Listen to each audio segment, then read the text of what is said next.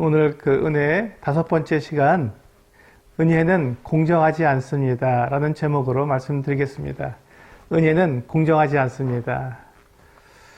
은혜가 공정하지 않다고 이렇게 말씀을 드렸는데, 우리는 공정한 것을 굉장히 좋아합니다. 우리는 공정하게 원하고 공정해야 된다고 생각하고, 하나님도 그래서 공정하신 분이어야 된다고 우리는 생각합니다. 그런데 은혜는 공정하지 않습니다. 우리가 생각하는 이 공정과 다른 내용이라는 것이죠. 은혜가 잘못된 것일까요? 그렇지 않습니다. 은혜가 옳은 것입니다. 우리가 이 부분에 대해서 제가 성도님들에게 한번 질문을 드리겠습니다. 하나님의 나라와 세상 나라가 다르지요. 하나님의 나라와 세상 나라가 다릅니다. 어떤 차이가 있을까요? 하나님의 나라와 세상 나라가 어떤 차이가 있을까요? 지금 우리가 이 세상에 우리가 살고 있으면서도 하나님의 나라가 이미 우리 가운데 있다고 주님께서 말씀해 주셨는데, 그렇다면 하나님의 나라와 이 세상 나라가 어떤 차이가 있길래 그것이 구분이 되는 것일까요? 무엇으로 구분할 수 있을까요? 하나님 나라와 세상 나라를.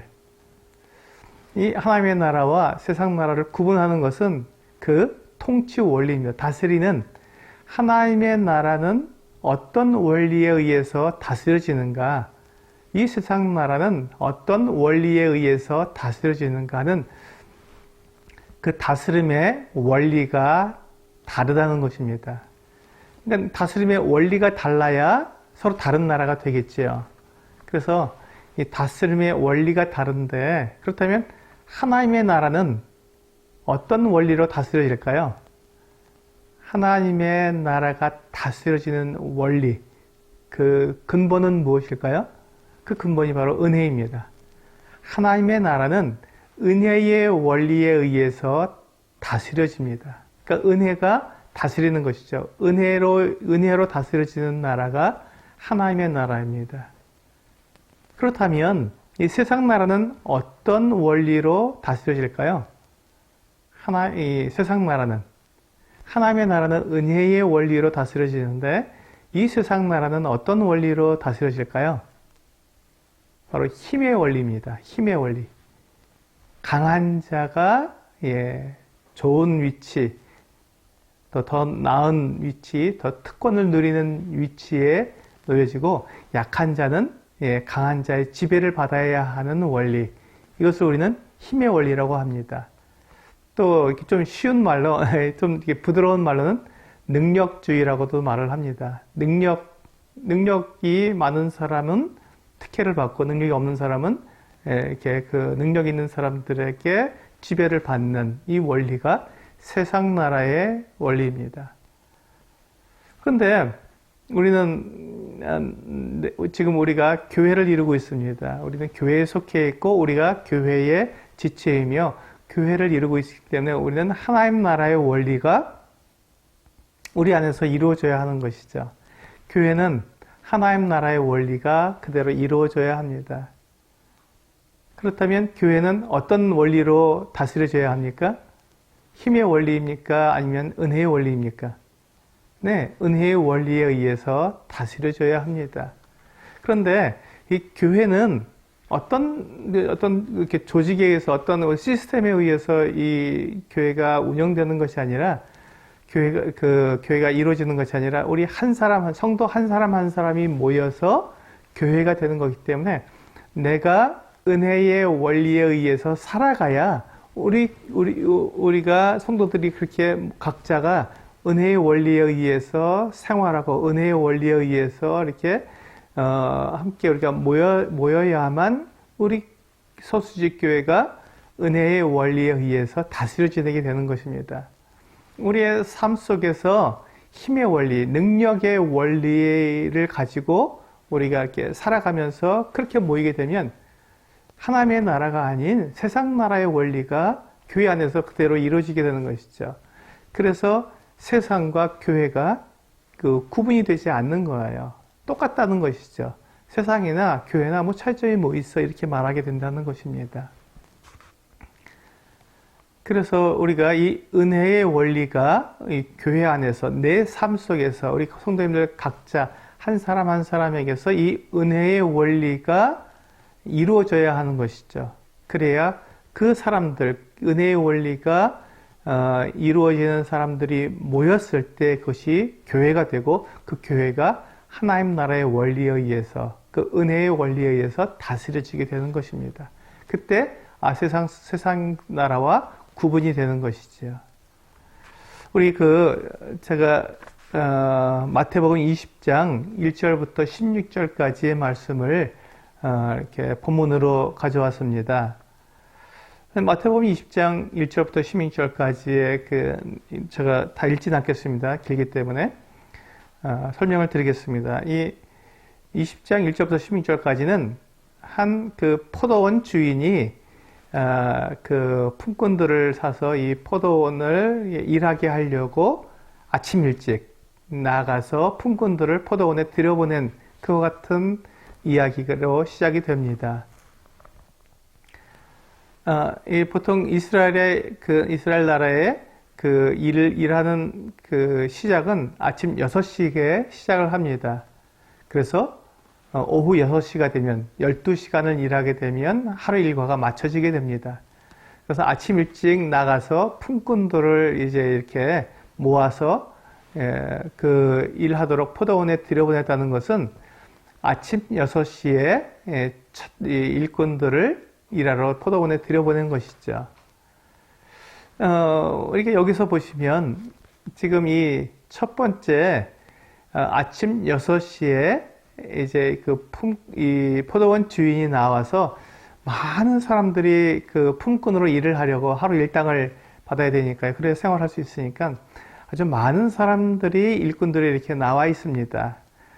그 사람들 가운데서 이제 이 포도원 주인이 그 필요한 일꾼들을 이렇게 포도원에 들여보내는 것이죠. 그렇다면 지금 이 새벽 6시에 포도원에 들어가는 사람들이 이 포도원 주인에게 왜 나를 갖다 이렇게 일을 시키시오? 나 지금 놀고 싶은데 왜 나를 일 시키시오? 하고 이렇게 포도원 주인에게 불평하고 짜증을 냈을까요? 아니면 그 포도원에 들어가면서 이 포도원 주인에게 나를 품꾼으로 써주셔서 감사합니다. 참, 이 포도원 주인의 은혜에 감사합니다. 이렇게 말하면서 일하러 들어갔을까요? 네. 그 포도원에 지금 이게 품꾼으로 들어간 사람들은 이 포도원 주인이 자기를 품꾼으로 써준 것에 대해서 굉장히 감사했을 것입니다.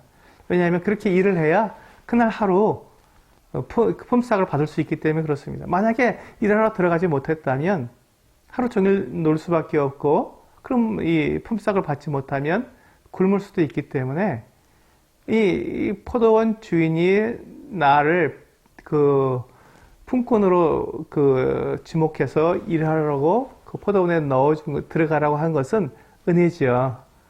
너무 감사한 일입니다. 그래서 이 포도원에 들어간 일꾼들은 아침 일찍부터 정말 굉장히 열심히 일을 했을 것입니다. 그렇게 해야 내가 돈을 벌 수 있으니까요. 그래야 하루를 또 가족들과 함께 먹고 또 생활할 수 있기 때문에 이 포도원에 들어간 일꾼들은 불평하기보다는 너무 감사하다. 내가 일하게 돼서 너무 다행이야. 너무너무 좋아하면서 기쁨으로 일을 시작했을 것입니다. 그런데 이 포도원 주인이 그 다음에 아침 9시에 3시간 뒤죠. 9시에 또 장터에 나가봤더니 아직까지도 이 품꾼으로 들어가지 못하고 그냥 놀고 서 있는 사람들이 여전히 있는 거예요. 그래서 이 포도원 주인이 당신들도 우리 포도원에 들어가시오. 내가 상당하게 주겠습니다. 하고 그 사람들도 데려다가 품꾼으로 썼습니다. 이 사람들이 포도원에 일하러 들어가면서 이 사람들은 어떤 마음이었을까요? 똑같이 더 감사했겠죠. 이 포도원 주인에게. 3시간이나 놀고 있다가 겨우 들어가게 됐으니, 감사합니다 하면서 들어가서 아주 열심히 일을 했을 것입니다. 3시간 일 못한 그거 보충하느라 더 열심히 일을 했을 것입니다. 그런데 이 포도원 주인이 또 12시에, 낮 12시에 나가봤는데 여전히 또 놀고 있는 사람이 있었고 또 오후 3시에 또 나갔는데도 여전히 이 장터에서 하루 일을 못하고 그냥 하루 공치고 있는 사람들이 있는 거예요. 그래서 그 사람들도 다 포도원에 들어가 일을 하라고 다 일을 시켰습니다. 12시에 들어간 사람, 오후 3시에 들어간 사람, 이 사람들은 가서 일을 하면서 어떻게 일을 했을까요? 네. 뭐, 내가 하루 일당은 다 못 받아도, 네. 조금이라도 받을 수 있다면, 네, 일당의 절반이라도 받을 수 있다면 너무 감사한 일이야 하면서 열심히 일을 했을 것입니다. 열심히 일을 했을 거예요. 감사한 마음으로. 일할 수 있는 것만 해도 어디야 하면서 열심히 일을 했을 것입니다. 그런데 이 포도원 주인이, 오후 5시, 그러니까 이제 오후 6시면 일이 다 끝나는데 1시간밖에 안 남았죠. 오후 5시에도 장터에 나가봤는데 하루 종일 일을 못하고 그냥 품꾼으로 들어가지 못하고 그냥 하루를 다 공쳐버린 사람들이 있었습니다. 한번 생각해 보세요. 맨 처음에 이 품꾼으로 이렇게 포도원에 들어간 사람들은 어떤 사람들이었을까요? 딱 봐도 일을 잘할 만한 사람, 건강하고 힘이 세고 일을 잘할 만한 사람들이 들어갔을 것입니다. 그런데 품꾼으로 쓰임받지 못한 사람들은 어떤 사람들이었을까요? 아마도 약하고 힘이 없는 사람들이었을 것입니다. 그러다 9시에 들어간 사람들은 조금 그래도 이렇게 힘이 있는 사람들이었겠죠. 근데 12시에 또 오후 3시에 들어간 사람들은 아마 힘이 없는 사람, 또 약한 사람들이었을 것입니다. 그리고 이제 오후 5시까지 하루 완전히 다 일을 전혀 못한 이 사람들은 아마 늙고 힘이 없는, 누구도 그 사람들을 품꾼으로 쓰려고 하지 않는 그런 사람들이었을 것입니다. 이 사람들은 이제 어떻게 됩니까? 하루 종일 일을 못했으니 이제 빈손으로 집에 돌아가야 했습니다. 그러면 어떻게 되죠? 가족들이 낙심하고 참 빈손으로 들어온 그 아버지를 보면서 참 이렇게 힘들어 했을 것입니다. 먹을 것이 없으니까요. 굶을 수도 있으니까. 그런데 이 포도원 주인이 그 오후 5시에 여전히 놀고 있는 그 사람들에게 당신들도 내 포도원에 들어가서 일하시오라고 포도원에 들어가라고 했습니다. 이 마지막 5시에 1시간밖에 일할 시간이 없는데 5시에 들어간 사람들은 어떤 마음으로 들어가서 일을 했을까요? 내가 그 하루 일당을 받을 자격이 있다고 생각하면서 포도원에 들어갔을까요? 아닐 것입니다. 아닐 거예요. 1시간 일하면서 무슨 어떻게 일당 받을 생각을 하겠습니까? 다만 일을 했으니 뭐 조금이라도 뭐 이렇게 좀 얻을 것이 있는가, 아니면 내일이라도 이렇게 하루 종일 일을 하면 그래도 이제 일당을 벌게 되면 감사하니까 아마 그런 마음에 정말 아무것도 바라지 않고 최선을 다해서 일을 했을 것입니다. 1시간밖에 못하는 거니까요. 이제 6시가 되었습니다. 이제 일을 다 마쳐야 되는 시간이죠. 일을 다 끝냈습니다. 이제 주인이 청지기를 불러다가 이제 그 품삯을 주라고 했는데 맨 나중에 들어온, 오후 5시에 들어온 사람부터 시작해서 모두가 다 동일하게 하루 품삯인 한 데나리온을 주라고 했습니다. 뭐 지금 우리나라 같은 경우에는 하루 품삯을 보통 뭐 10만 원 이상 주겠죠. 10만 원으로 잡아서 10만 원씩 주라고 했습니다. 맨 마지막에 들어온 1시간밖에 일하지 않은 사람이 10만 원을 받을 때 어떤 마음이었을까요? 이건 뭐 너무 큰 감사죠. 뭐 이런 분이 다 있나. 내 오늘 공치고 들어가서 어떻게 보면 우리 자식들이 이렇게 먹을 것이 없어서 굶을 수도 있는데 이렇게 하루 품삯을 1시간밖에 일하지도 않았는데 하루 품삯을 주셨으니 은혜입니다. 제가 이거 받을 자격이 없는데 이렇게 주시다니 너무너무 감사합니다 하고 아마 정말 몇 번이고 감사하다고 인사를 했을 것입니다. 그렇죠. 얼마나 놀라운 일입니까? 얼마나 참 그 감격스러운 일입니까? 그런데 이렇게 은혜가 주어졌을 때 모두가 기뻐해야 되는데 이것을 기뻐하지 않는 그와 같은 사람들도 있습니다. 어떤 사람들입니까? 맨 처음에 들어온 사람, 맨 처음에 새벽 6시에 들어온 사람들은 기뻐하지 않았습니다. 왜 기뻐하지 않았을까요? 1시간밖에 일하지 않았는데도 자기하고 똑같은 품삯을 받게 되니까 어떻게 하루 종일 땀을 흘려가며 그렇게 힘들게 일한 나하고 저 하루 종일 놀다가 잠깐 돌아서 일하는 사람하고 똑같이 취급을 하느냐 하면서 화가 난 것입니다. 뭐 이런 경우가 다 있냐 하면서 화를 낸 거죠. 근데 이 처음에 들어온 이 사람이 처음에 들어올 때 어떤 마음으로 들어왔습니까?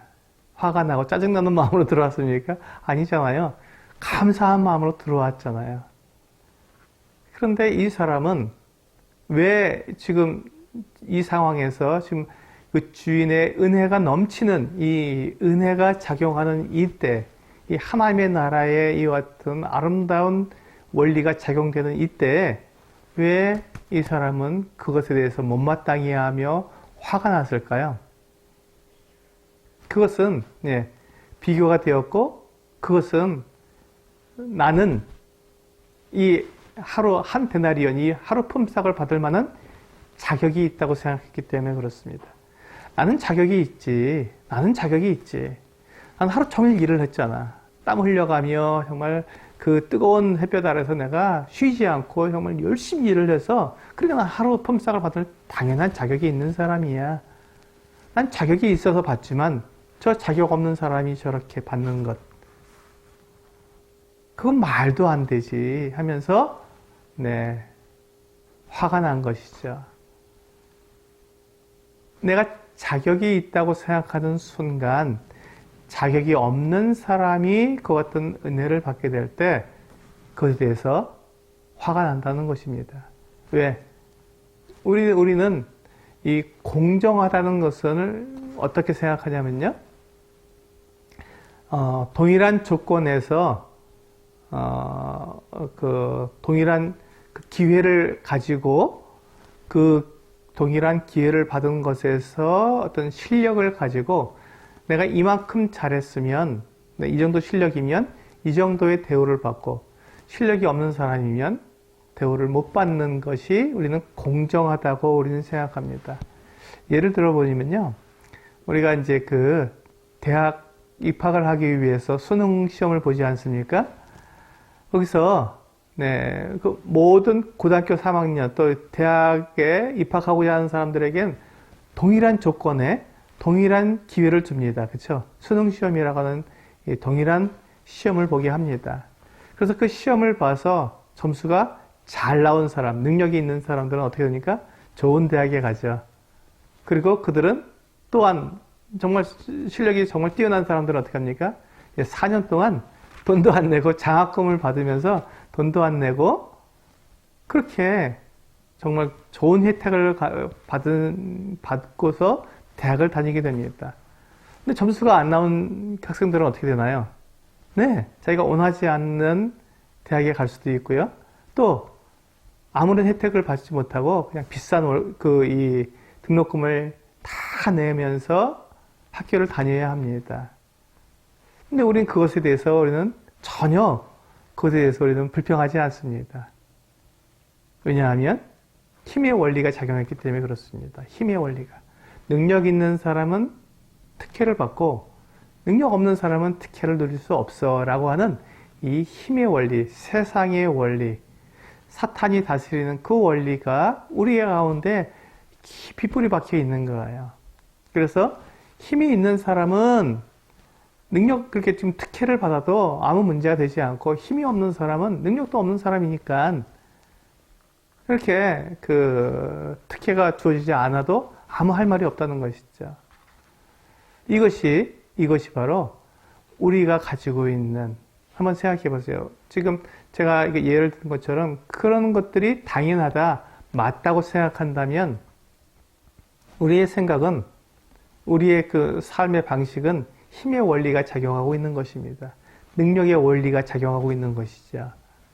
세상의 원리가 우리 가운데 작용하고 있는 것입니다. 은혜의 원리가 아닙니다. 이렇게 말씀드리면 이제 그거 당연한 건데 그걸 왜 힘들게 생각하나 이렇게 생각할 수 있습니다. 그러면서 이 마태복음 20장에 있는 이 내용이 멀리 느껴지는 거예요. 잘 가깝게 잘 안 느껴지지 않습니다. 이거 뭐 나하고는 별로 관계가 없다 생각하는데 이것이 우리에게 굉장히 밀접한 관계가 있습니다. 한번 생각해 보시기 바랍니다. 나는 과연 자격이 없는 사람인지, 내가 하나님의 은혜를 입을 만한 자격이 없는 사람이라고 생각하고 있는지, 나는 그래도 하나님의 은혜를 입을 만한 자격이 있는 사람이라고 생각하는지 우리 한번 생각해 보시길 바랍니다. 만약에 나는 전혀 자격이 없는데 하나님이 나를 사랑해 주셨고 나에게 은혜를 베풀어 주셨어 라고 분명하게 그렇게 생각하게 된다면, 그렇다면 우리는 나 말고도 내 옆에 있는 다른 성도들도 또 다른 사람들도 그가 전혀 자격이 없는데, 하나님의 은혜를 입을 만한 전혀 자격이 없는데도 하나님의 은혜를 입는 것에 대해서 우리는 불편해하지 않아야 되거든요. 화가 나지 않아야 됩니다. 근데 성도님들은 어떠세요? 화가 안 날까요? 나하고 전혀 자격이 없는 사람인데, 내가 보기에 전혀 하나님의 은혜를 입을 만한 전혀 자격이 없는 사람인데 하나님의 큰 은혜를 받게 된다면 우리가 시기하거나 질투하거나 또 화가 나거나 원망이 나는 그런 것이 우리에게 없을까요? 있을 것입니다. 그래서 좀 더 제가 더 강한 예를 하나 들어보겠습니다. 나는 하나님께서 나를 불쌍히 여기셔서 나를 구원해 주셨습니다. 은혜를 입었죠. 내가 구원받을 만한 아무 자격이 없는 사람이지요. 그런데 나를 구원해 주셨으니 얼마나 감사합니까? 그 은혜가 너무 크지요. 그래서 우리는 하나님의 은혜에 감사합니다라고는 말을 합니다. 그런데 제가 좀 강한 예를 들겠습니다.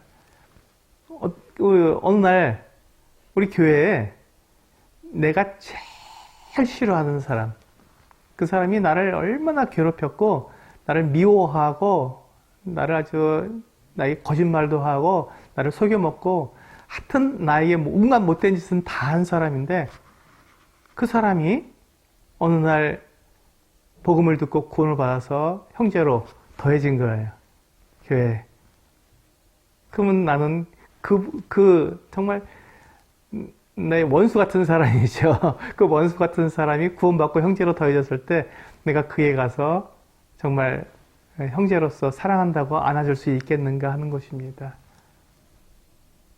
이건 굉장히 어려운 문제죠. 어려운 문제입니다. 지금 이 마태복음 20장 1절부터 16절에 있는 그 내용이 바로 그것이에요. 나는 하루 종일 일을 해서 한 데나리온을 받았는데 저 사람들은 하루 종일 놀다가 들어와서 한 데나리온을 받다니 이게 말이 되느냐 하고 화가 난 것입니다. 아니, 나는 그래도 다른 사람들한테 이렇게 거짓말을 하거나 속이거나 이렇게 막 악한 짓은 하지 않았는데, 그래서 나는 그래도 은혜로 내가 구원을 받은 게 그래도 이해가 되는데, 저 사람은 정말 악한 사람이고 맨 거짓말만 하고 또 나에게 얼마나 그렇게 정말 못된 짓을 이렇게 한 사람인데 저 사람이 구원을 받아? 그게 말이 되는 얘기야? 이렇게 될 수 있다는 것이죠. 화가 나고 그 형제에게 가서 이 사랑의 악수를 나눌 수가 없는 것이죠. 그게 우리의 마음 아니겠습니까? 그런데 내가 정말 내가 원수같이 여기는 사람이 구원을 받았을 때 그도 하나님의 은혜를 입었구나 하고 내가 안아주고 그 사랑의 교제를 나눌 수 있는 것이 바로 은혜의 원리가 작용하는 것입니다. 나도 하나님 앞에서 내가 정말로 이 구원받을 수 없는 사람이었는데 나를 구원해 주셨으니, 형제도 정말 구원받을 만한 자격이 없지만 하나님이 구원해 주셨으니 이제 우리 형제로 서로 사랑합시다 하고 안아줄 수 있는 것, 그것이 바로 은혜의 원리입니다. 그것이 하나님 나라의 통치의 원리인 것이죠. 그래서 우리가 그 힘의 원리, 능력의 원리를 우리는 굉장히 중요시 여깁니다. 우린 그것이 당연하다고 생각하는 거예요. 우리 고린도전서 4장 7절, 우리 지난주에도 이 말씀을 제가 인용해 드렸는데 한 번 더 보시겠습니다. 고린도전서 4장 7절에 보시면 누가 너를 남달리 구별하였느냐? 내게 있는 것 중에 받지 아니한 것이 무엇이냐? 내가 받았은즉 어찌하여 받지 아니한 것 같이 자랑하느냐? 네. 내가 지금 나에게 있는 모든 능력, 그것이 누구에게서 난 것이죠? 그것은 바로 하나님께서 나에게 주신 것입니다. 하나님께서 나에게 주셔서 내가 그 능력을 가지고 있는 것이지 그 능력이 나에게서 난 것이 아니거든요. 그러니까 그 능력이 나에게 있다는 것 자체가 은혜죠. 하나님께 나에게 그 은혜를 그 능력을 주셨으니까 그것 자체가 은혜입니다. 나는 그 능력을 가질 만한 자격이 없는데 하나님께서 나에게 일방적으로 그 능력을 주셔서 그 일을 하게 하셨으니 이것이 은혜고 감사죠. 그렇다면 나에게만 그런 능력을 주셨을까요? 그렇지 않습니다. 하나님의 은혜는요, 모든 사람들에게 다 능력을 주셨습니다. 근데 그 능력이 서로 다른 거예요. 능력이 서로 다른 능력을 주신 것이죠. 그래서 하나님께서 모든 사람들에게 다 능력을 주셨는데 그것이 서로 다른 능력을 가지고 있는 것입니다.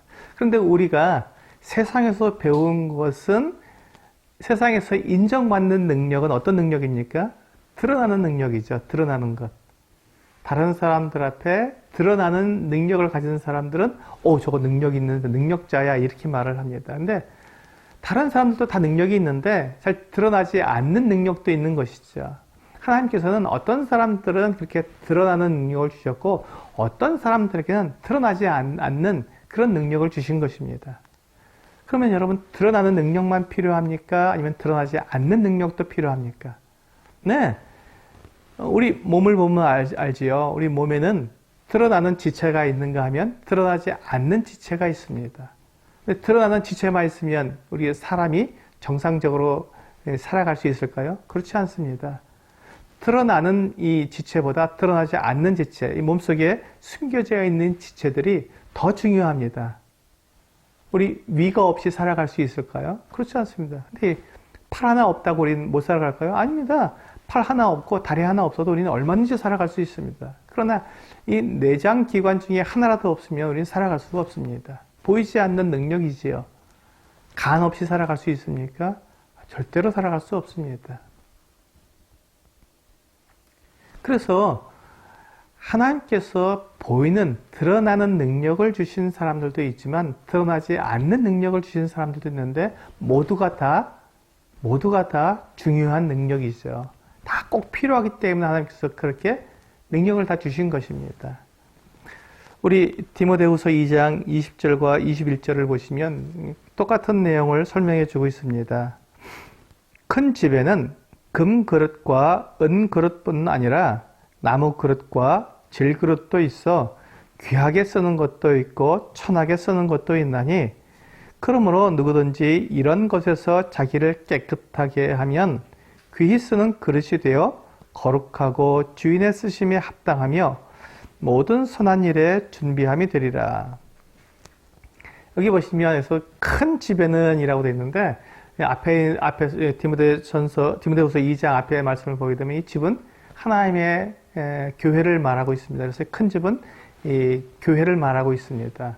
이 교회에는 금 그릇과 은 그릇 뿐만 아니라 나무 그릇도 있고 질 그릇도 있다는 것입니다. 그러니까 이렇게 금 그릇과 은 그릇 같은 경우에는 아주 굉장히 드러나는 그와 같은 역할을 하는 사람들이죠. 나무 그릇과 질 그릇은요, 잘 드러나지 않습니다. 그런데 큰 집에 금 그릇이 더 많겠습니까? 아니면 나무 그릇과 질 그릇이 더 많겠습니까? 당연히 나무 그릇과 질 그릇이 훨씬 많습니다. 왜냐하면 금 그릇을 쓸 때 써야 되기 때문에 몇 개만 필요한 거죠. 은 그릇도 그렇고요. 근데 나무 그릇과 이 질 그릇은요, 많이 필요합니다. 온갖 곳에 다 필요하기 때문에. 그래서 교회 안에도 이 금 그릇과 같은 사람, 은 그릇과 같은 사람, 그리고 나무 그릇과 같은 사람, 또 질그릇과 같은 사람들이 다 필요한 것입니다. 다 있어야 하는 것이죠. 그런데 금그릇과 은그릇 같은 이와 같은 그 성도들은 몇 사람 안 되는 거예요. 그러니까 좀 귀해 보이는 것이죠. 근데 이 귀하다는 것이 바로 세상적인 관점에서 보는 그 같은 귀한 것입니다. 하나님은 그것을 귀하다고 보지 않으셨거든요. 금그릇이나 은그릇이나 나무그릇이나 질그릇이나 다 하나님이 만드셨어요. 그렇다면 금그릇도 하나님의 작품이고 나무그릇도 하나님의 작품입니다. 다 귀한 것이죠. 최고의 걸작으로 하나님께서 만드신 거예요. 다만 뭐가 다르죠? 재료가 다를 뿐이죠. 재료가. 모두가 다 하나님의 작품인데 재료만 다를 뿐입니다. 그래서 이 금으로 만든 그릇은 그 필요해. 금으로 만든 그릇이 필요할 때 금 그릇이 사용되는 것이고, 나무나 또 그 흙으로 질로 만든 이 질그릇 같은 경우에는 그 필요가 있는 거예요. 하나님께서 지혜로 하나님의 능력으로 만드셨기 때문에 그 중에 어떤 것도 하찮은 것이 없는 것입니다. 다 필요하죠. 그런데 우리는 그 재료에 따라서 금그릇과 은그릇이 귀하고 나무그릇과 질그릇은 천하다고 생각하는데, 하나님은 뭐라고 말씀하셨는지 그 21절에 나와 있죠. 그러므로 누구든지 이런 것에서 자기를 깨끗하게 하면 귀히 쓰는 그릇이 된다고 말씀하고 있습니다. 어떤 그릇이 귀한 그릇이라고요? 깨끗한 그릇이 귀한 그릇이라는 것입니다. 왜냐하면 금그릇을 쓸 때 금그릇을 써야 되는데 금그릇이 더럽다면, 재료로는 아주 정말 그 비싼 재료로 만든 이 금그릇이지만 그것이 더럽다면 쓸 수가 없지 않습니까? 하나님의 필요에, 하나님의 그 쓰실 때 마땅히 쓸 만한 제목이 되지, 이 준비가 되어 있지 않다면 그는 귀한 존재가 아니라는 것입니다. 그런데 나무 그릇, 질그릇이 하나님께서 그 그릇을 쓰시려고 할 때 깨끗하게 준비되어 있으면 하나님께서 그것을 귀하게 쓰시는 거죠. 하나님의 일에 사용하시니까, 하나님의 계획에 따라서, 하나님의 뜻에 따라서 사용하시니까 귀하게 사용되는 것이지요. 그래서 이 금그릇, 은그릇, 나무그릇, 질그릇이 있지만 그것은 재료의 차이지 그 가치의 차이가 아니라는 것입니다, 사실. 이 가치의 차이를 우리가 두는 것은, 재료에 따라서 가치의 차이를 두는 것은 그것이 바로 이 세상적인 관점에서 보는 것이죠. 힘의 원리, 또 이 능력의 원리가 적용되는 것입니다. 하나님 보실 땐 어떤 그릇이든지 깨끗하면 그것이 귀한 그릇이 되는 것입니다. 하나님의 뜻대로 그것을 사용할 수 있도록 준비되어 있으니까 그 그릇이 귀한 그릇이지요. 그 역할이 다른 것이지, 또 그리고 나무 그릇과 질 그릇은 그 필요가 많기 때문에 많고, 금 그릇과 은 그릇은 필요가 많지 않기 때문에 조금만 있으면 되니까 적게 되는 것이죠. 그래서 그 금 그릇과 은 그릇은 드러나는 그렇던 자리에서 금 그릇과 은 그릇이 사용되지만, 일상적인 환경에서는 이 나무 그릇과 질 그릇이 훨씬 더 많이 사용되는 것입니다. 하나님의 일에 더 많이 쓰임을 받게 되는 것이죠. 그래서 귀하게 사용되는 것입니다. 그런데 우리가 이 힘의 원리, 이 능력의 원리를 자꾸 우리가 하나님의 나라, 이 교회 안에서 그것을 적용하려고 하면 문제가 생깁니다. 나는 드러나는 그런 능력을 가지고 있고 그런 은사를 받은 사람인데, 저 드러나지 않는 사람을 이렇게 인정받고 그러면은 기분 나빠하면 이것이 잘못된 것이라는 것입니다. 여기 보세요. 그래서 잠언 17장 5절을 보시면 이렇게 말씀하고 있습니다. 가난한 자를 조롱하는 자는 그를 지으신 주를 멸시하는 자요, 사람의 재앙을 기뻐하는 자는 형벌을 면하지 못할 자니라. 가난한 자, 우리는 부유하고 또 권세가 있는 사람, 지위가 높은 사람은 우리가 인정하고 그에게 특혜를 베풀어 주려고 합니다. 그리고 가난하고 힘이 없는 사람은 무시해 버리려고 하시죠. 근데 여기 보시면 잠언에서 말씀하고 있습니다. 가난한 자를 조롱하는 자는 누구를 멸시한다고요? 그를 지으신 주를 멸시하는 자라는 것입니다. 하나님께서 그를 가난하게 하셨는데 어떻게 그 가난하다고 그를 멸시한다면, 그를 무시하고 조롱한다면 하나님을 멸시하게 된다는 것이죠. 부유한 사람은 자기가 부유하기 때문에 부유한 것이 아니라 하나님이 그를 부유하게 하셨기 때문에 부유한 것일 뿐이에요. 하나님께서 그를 한순간 가난하게 하시면 한순간 가난해져 버리는 것입니다. 한순간이에요. 그러니 내가 어떠한 능력, 어떠한 힘을 가졌더라도 하나님께서 그에게 그것을 주시지 않겠다고 하시면 한순간 사라져 버리는 것입니다. 그게 내 것이 아니기 때문에 그렇죠. 그래서 내가 가지고 있는 내가 가지고 있는 어떤 권세, 내가 가지고 있던 어떤 능력, 지혜, 이런 모든 드러나는 어떤 것들, 이런 같은 것들이 내 것이 아니기 때문에 우리는 이것을 은혜라고 말을 하는 것입니다. 나는 그것을 가질 만한 자격이 없는데 하나님께서 나에게 그 같은 것을 주셨으니 감사합니다 하면서 그것에 대해서 내가 그것을 내가 가진 그 능력으로 내가 특권을 누리는 것이 아니라 오히려 더 겸손하게 하면서 내 분에 넘치는 것들에 대해서는 하나님께 돌려드리는 것, 또 다른 이웃들에게 나눠주는 것, 이런 것들이 바로 하나님께서 말씀하신 이 많이 가진 자가 해야 될 일입니다. 능력이 있는 사람들이 해야 될 일입니다. 그래서 힘이 있는 자는, 강한 자는 약한 자를 돌아보는 거예요. 담당해 주는 거예요. 그게 바로 은혜의 원리입니다. 강한 자, 세상에서는 강한 자는 약한 자를 무시하고 경멸합니다. 그런데 하나님의 나라에서는 강한 자가 약한 자를 도와주는 것이죠. 왜냐하면 동등하니까. 그리고 하나님께서 나에게 더 많은 능력을 주신 것은 약한 자를 돕기 위해서 주신 것이기 때문에 어떻게 하든지 내가 가진 것을 가지고 그것이 없는 성도들을 돕는 것입니다. 이것이 바로 은혜의 원리죠. 이것이 바로 은혜의 원리입니다. 그래서 우리 야고보서 2장 1절부터 9절에 있는 말씀을 우리가 보시면, 내 형제들아 영광의 주 곧 우리 주 예수 그리스도에 대한 믿음을 너희가 가졌으니 사람을 차별하여 대하지 말라.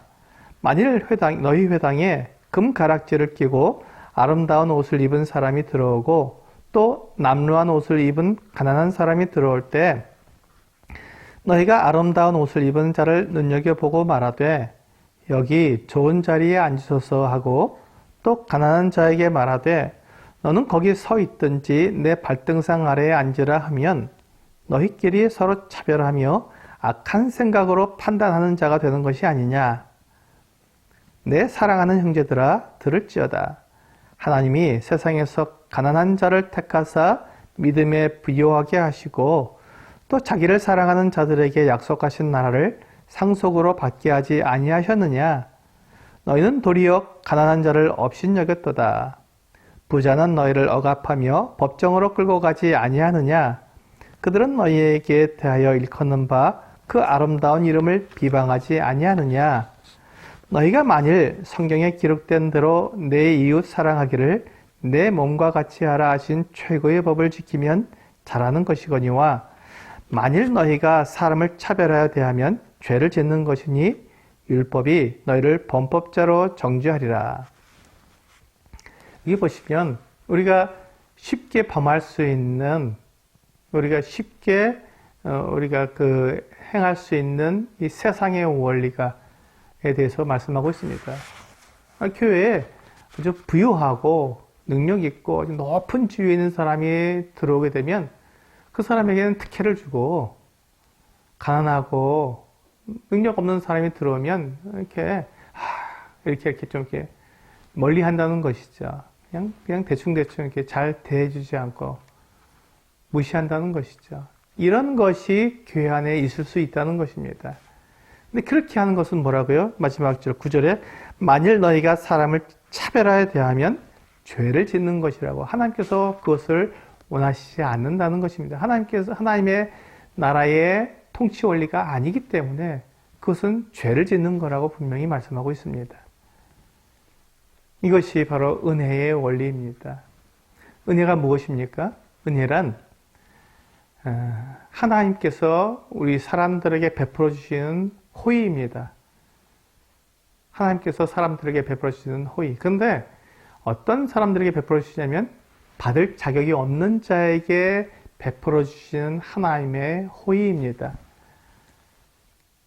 하나님의 은혜라는 것은, 하나님께서 우리에게 주시는 은혜라는 것은 받을 자격이 없는 자에게 베풀어 주시는 것이죠. 그래서 우리가 마태복음 20장에 나와 있는 이 포도원 품꾼의 비유는 바로 이 하나님의 은혜에 우리가 그 은혜로 다스려야 한다는 은혜에 대해서 우리에게 정확하게 가르쳐 주고 있는 내용입니다. 우리가 왜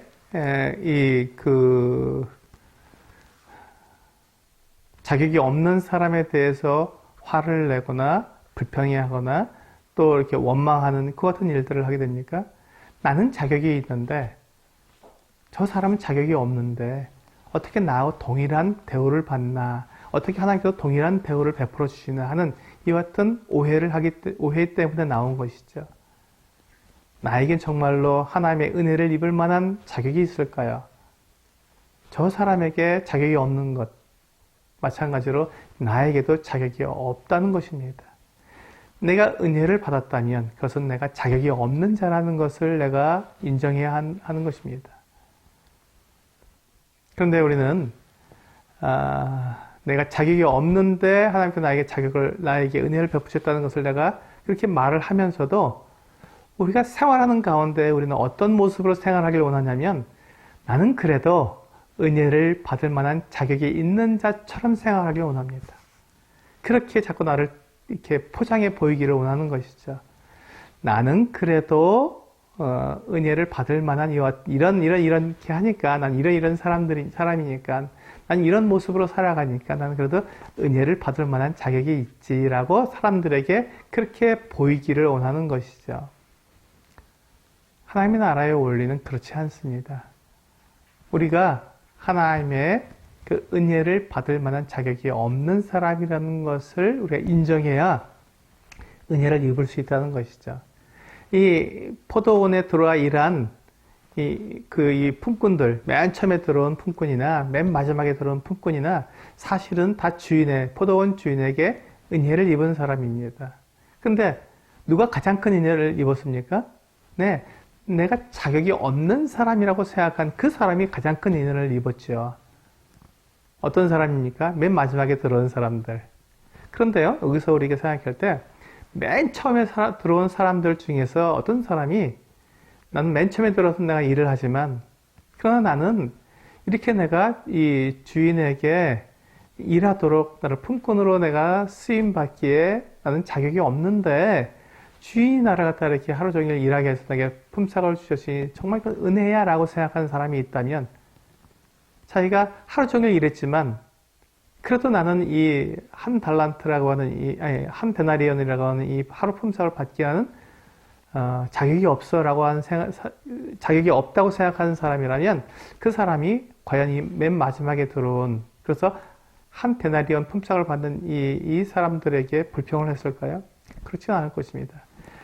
나에게 자격이 없다는 것을 정확하게 알고 나도 역시 당신처럼 자격이 없는 사람인데 은혜를 입었습니다. 라고 내가 생각하게 된다면 자격 없는 그 사람에게도 내가 동일하게 은혜를 받았다고 고백하며 함께 기뻐할 수 있을 것입니다. 사실 하나님의 은혜를 입는다는 것은 정말 기쁜 일입니다. 그것처럼 놀라운 일이 없지 않습니까? 그래서 우리가 함께 기뻐하고 함께 우리가 하나가 될 수 있는 그 방법, 그것은 내가 은혜를 입을 만한 자격이 없는 사람인데 은혜를 입었다고 하는 이 분명한 사실을 정확하게 인정하는 방법입니다. 그것이 겸손이죠, 사실은요. 그것이 겸손입니다. 나는 은혜를 받을 만한 자격이 없는데 하나님이 나에게 이와 같은 은혜를 주셔서 이와 같은 역할을 하게 하셨으니 그 하나님의 은혜가 큽니다. 제가 어떠한 역할을 저에게 주셨든지 그 역할에 제가 최선을 다하겠습니다 하는 것이 우리가 그 은혜에 대한 내 감사의 올바른 반응이지요. 그래서 하나님의 나라는 은혜가 작용하는 나라입니다. 그리고 우리는 내가 자격이 있어서 그와 같은 은혜를 입은 것이 아니라 나는 아무 자격이 없지만 하나님께서 나에게 그와 같은 은혜를 베푸셨기에 그것에 감사하는 마음으로 올바른 반응을 나타내는 것, 그것이 우리가 취해야 될 합당한 모습입니다. 그래서 은혜는 공정하지 않습니다. 은혜는 공정하지 않습니다. 그런데 이 공정하지 않다는 것은 이 힘의 원리, 능력의 원리에서 보면 공정하지 않습니다. 하나님의 원리, 은혜의 원리에서 보면요, 모두가 다 은혜를 입은 거니까 공정하지요. 하나님은 이와 같이 모든 사람들에게 은혜를 베푸시는 공의로우신 또 참 좋으신 선하신 하나님이십니다. 우리가 이 하나님을 우리가 온전히 따라가게 될 때, 그리고 그 은혜의 원리에 내가 완전히 잠겨져 있을 때, 그때 우리는 은혜로 살아가는 것을 고백하게 될 것입니다. 이렇게 은혜를 경험하고 은혜를 나누고 은혜 때문에 모든 사람들을 사랑할 수 있는, 원수도 사랑할 수 있는 것이 바로 이 은혜의 원리입니다. 이 은혜의 원리로 한 주간 살아가시면서 정말 아무 자격이 없는 그 사람, 정말 저런 사람도 은혜를 입을 수 있는가 하는 그 사람에게 하나님의 은혜가 주어지는 것을 기뻐하며 감사하는 우리 성도님들 되시기를 원합니다.